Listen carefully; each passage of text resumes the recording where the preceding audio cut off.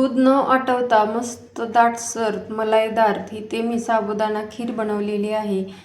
ही खीर बनवण्यासाठी अगदी साधी सोपी आहे आणि चवीला तर अगदी टेस्टी लागते आणि कोणत्याही उपवासाला आपण ही खीर बनवू शकतो। व्हिडिओमध्ये अगदी अचूक प्रमाण दिलेलं आहे, त्यामुळे तुमची ही साबुदाणाची खीर अगदी टेस्टी तयार होईल। नमस्कार, जया इंडियन रेसिपी चॅनलमध्ये सर्वांचं खूप खूप स्वागत आहे। महाशिवरात्रीनिमित्त उपवासासाठी साबुदाणा खीर बनवणार आहे। इथे मी सपाट 1 वाटी साबुदाणा घेतलेला आहे। आपण नेहमी जो खिचडीसाठी साबुदाणा वापरतो ना, तोच साबुदाणा घेतलेला आहे। आता आपल्याला हा भिजायला ठेवायचा आहे। इथे मी एक पातेलं घेतलेलं आहे आणि त्याच्यामध्ये हा सर्व साबुदाणा टाकते। आपल्याला हा साबुदाणा स्वच्छ धुवून घ्यायचा आहे। त्याच्यामध्ये भरपूर असं पाणी ओतते आणि छान असा धुवून घ्यायचा आहे। याच्यामध्ये भरपूर असं स्टार्च असतं, त्याचबरोबर धूळही असते, त्यामुळे असं हलक्या हाताने चोळायचं, म्हणजे याच्यावरची जी धूळ आहे किंवा स्टार्च आहे ना, तो निघून जातो। तर इथे बघू शकता पाणी आहे ना, ते अगदी पांढरट दिसत आहे। हे पाणी ओतून 2 ते 3 वेळा अजून हा साबुदाणा स्वच्छ धुवून घेते। साबुदाणा स्वच्छ धुवून घेतला की याच्यामध्ये आपल्याला आणखी थोडंसं पाणी ओतायचं आहे। याच्यामध्ये हे जे साबुदाणा आहे ना, तो बुडेल एवढंच याच्यामध्ये पाणी ओतायचं आहे, जास्त पाणी ओतायचं नाही। तर इथे बघू शकता साबुदाणा बुडेल एवढंच मी याच्यामध्ये पाणी ओतलेलं आहे। आता आपल्याला हा भिजायला ठेवायचा आहे। याच्यावरती असं झाकण ठेवायचं आणि आपल्याला असं 1 तासभर ठेवायचं आहे। बरोबर 1 तास झालेला आहे। आता आपण याच्यावरचं झाकण काढूया। इथे बघा साबुदाणा अगदी छान भिजलेला आहे। असा आपण थोडासा दाबला की लगेच हा मॅश होत आहे, म्हणजे छान असा साबुदाणा भिजलेला आहे। आता आपल्याला इथे बघू शकता याच्यातलं पाणी आहे ना, ते छान असं आटलेलं आहे। आता फक्त आपल्याला असा हा मोकळा करून घ्यायचा आहे। आता गॅसवर इथे मी एक जाडबुडाची कढई घेतलेली आहे। जाडबुडाची कढई घेतली ना, खीर खाली तळाला चिकटत नाही। 1 चमचा तूप कढईमध्ये टाकलेलं आहे। आता हे तूप आपल्याला छान असं गरम करून घ्यायचं आहे। तूप छान वितळलेलं आहे, गरम झालेलं आहे। आता इथे मी थोडेसे ड्रायफ्रूट्स घेतलेले आहेत, बदाम, थोडेसे मनुके, काजू आणि पिस्ता घेतलेले आहेत, असे बारीक आकारामध्ये कट करून घेतलेले आहेत। आता या तुपामध्ये हे सर्व साहित्य आपण परतून घेऊया।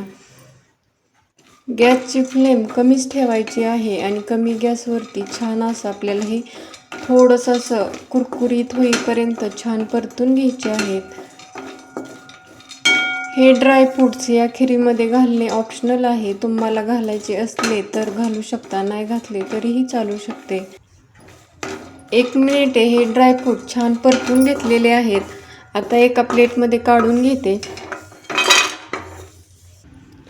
त्याच कढईमध्ये आपल्याला दूध टाकायचं आहे। इथे मी खीर बनवण्यासाठी म्हशीचं दूध घेतलेलं आहे। म्हशीचं दूध घेतलं ना, खीर आहे ती अगदी टेस्टी लागते, दाटसर होते। इथे मी बरोबर 1 लिटर दूध घेतलेलं आहे। गॅसची फ्लेम फुल करायची आहे आणि या दुधाला छान अशी उकळी येऊ द्यायची आहे। आता या खिरीमध्ये मी थोड्याशा केसरच्या काड्या घालत आहे। केसर घालणे ऑप्शनल आहे, तुम्हाला घालायचे असतील किंवा उपवासाला चालत असतील तर घाला, नसेल चालत तर नाही घातलं तरी चालेल। आता गॅसची फ्लेम फुल ठेवायची आहे आणि याला छान अशी उकळी येऊ द्यायची आहे। हळूहळू दुधाला छान अशी उकळी यायला सुरुवात झालेली आहे। आता याच्यावरची जी साय असते ना, ती मोडायची आहे आणि याच दुधामध्ये छान मिक्स करून घ्यायची आहे। दुधाला 1 उकळी आली की ज्या वाटीने आपण साबुदाणा घेतला होता ना, त्याच वाटीने पाऊण वाटी इथे मी साखर घेतलेली आहे आणि ही आपण या दुधामध्ये टाकून घेऊया। साखर तुम्ही आवडीप्रमाणे कमी जास्त करू शकता। जास्त गोड खीर आवडत असेल तर साखरेचे प्रमाण तुम्ही वाढवू शकता। त्यानंतर हा भिजवून घेतलेला साबुदाणाही आपल्याला याच्यामध्ये टाकायचा आहे। साबुदाणा टाकला की पुन्हा गॅसची फ्लेम फुल करायची आहे आणि छान असं आपलं याला हलवून घ्यायचं आहे। म्हणजे काय होतं, साबुदाणा टाकल्यामुळे याच्यातली उकळी आहे ना, ती कमी होते आणि पुन्हा आपण गॅस फुल करायचा आहे, म्हणजे याला छान पटकन उकळी येते. जर असं नाही केलं तर साबुदाणा खाली चिकटू शकतो.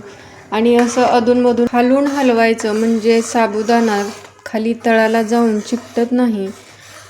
तर आपण मध्यम गॅसवरती ही खीर छान अशी उकळवून घ्यायची आहे. अधूनमधून असं वरूनही हलवायचं, म्हणजे याच्यावरती साय येत नाही. 7 ते 8 मिनिटांनी इथे बघू शकता आपली खीर आहे ना, ती दाटसर झालेली आहे. साबुदाण्यामध्ये भरपूर असं स्टार्च असतं, त्याच्यामुळे दूध जास्त आटवत बसायची आपल्याला गरज पडत नाही. ती स्टार्च असतो ना, त्याच्यामुळे ही खीर आपोआपच दाटसर होते.